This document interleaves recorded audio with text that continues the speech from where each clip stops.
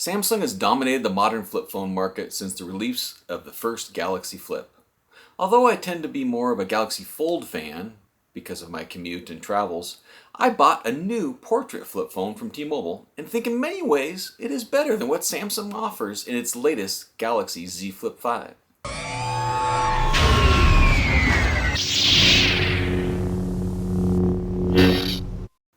Hello everybody, this is Matthew Miller, aka Palm Solo, coming to you with another video on my YouTube channel.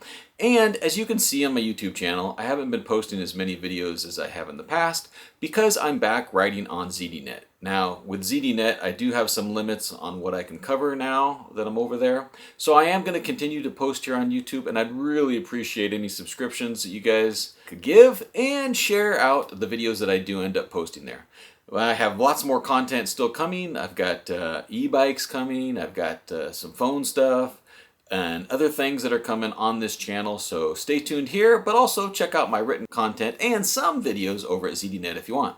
So for a long time, I've been a Motorola fan. Now, it's been many, many years though since I have been, but it started with when I bought my daughter this Motorola Flip back in the day. Still, you can see there. It still functions, but we don't really use it anymore.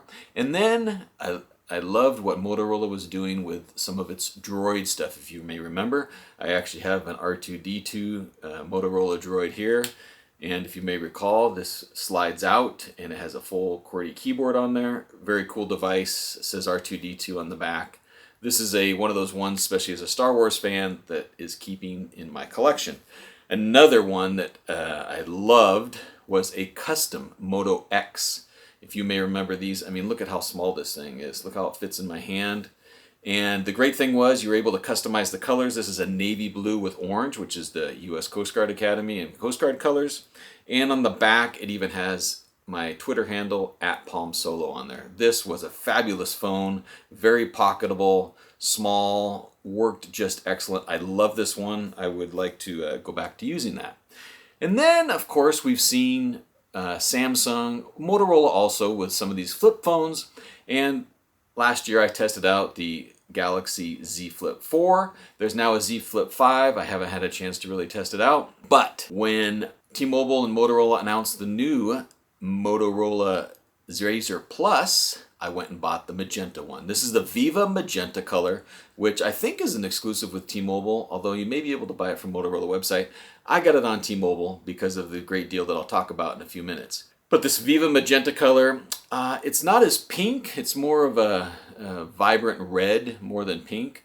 But the back has this faux leather cover here, so it's very grippy and no fingerprints, which is nice.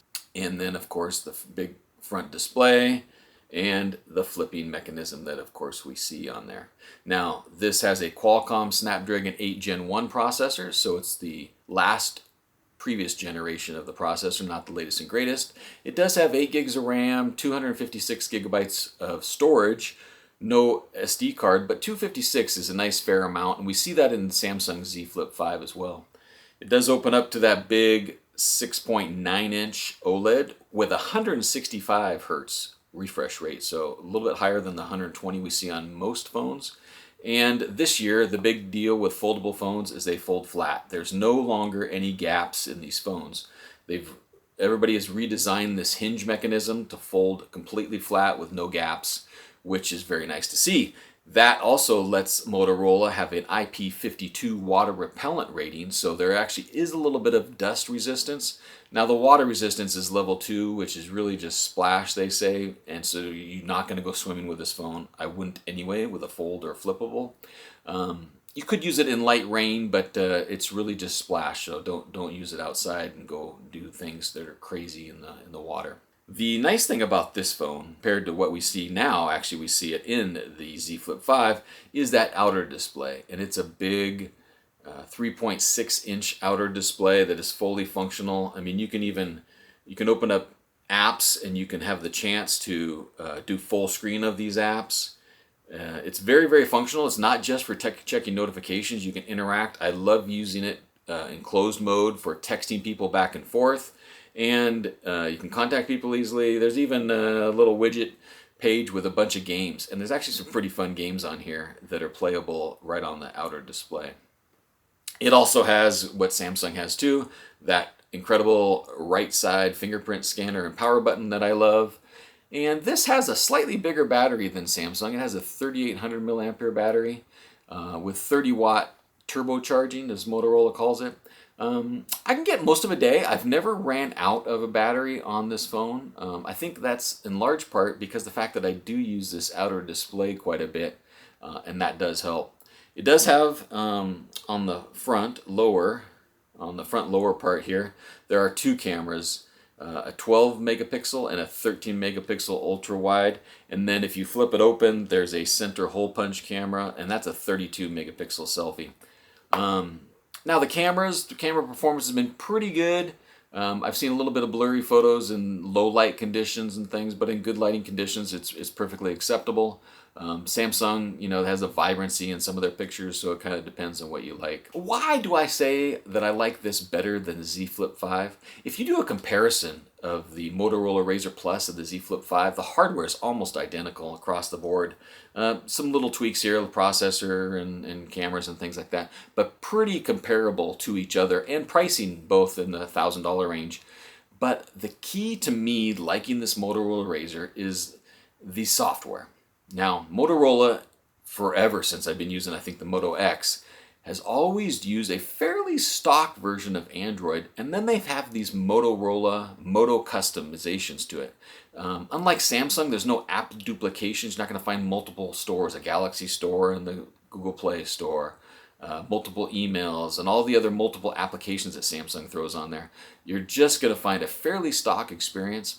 But then even better than that is the custom Moto utilities. And there's a ton in here. A lot of them are gesture-based things, such as the double twist to launch the camera.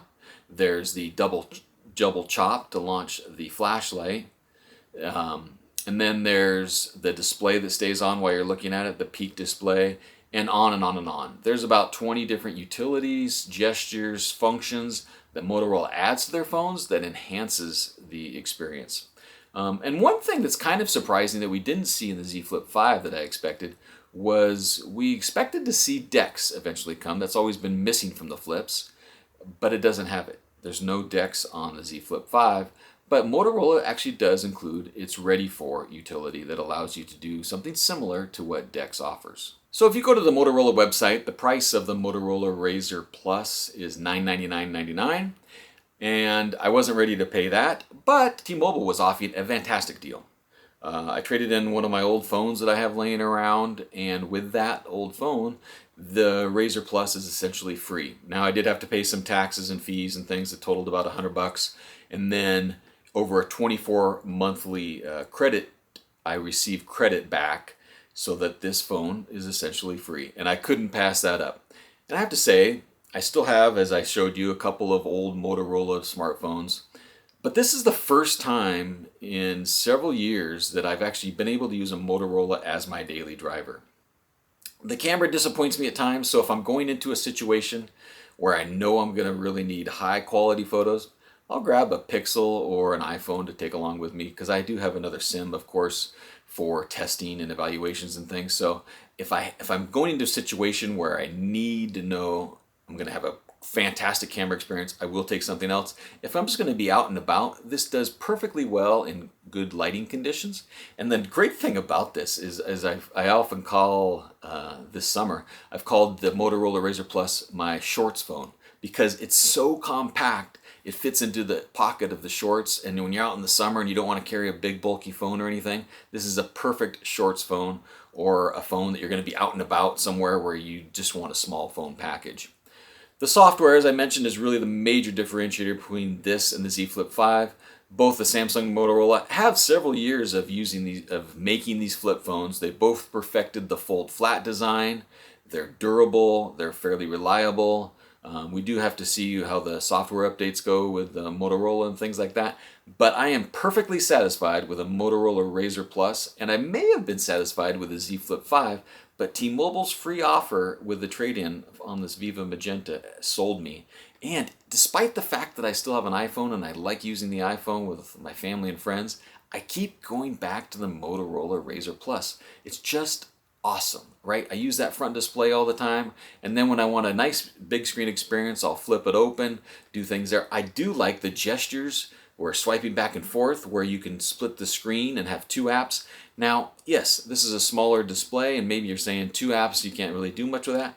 But then when I put those two apps side by side, it's actually a very nice experience that I enjoy. So thanks everybody for watching. Again, I'd appreciate any subscription, sharing this out to other people, and stay tuned for more here on my YouTube channel. Have a great day, and may the mobile force be with you.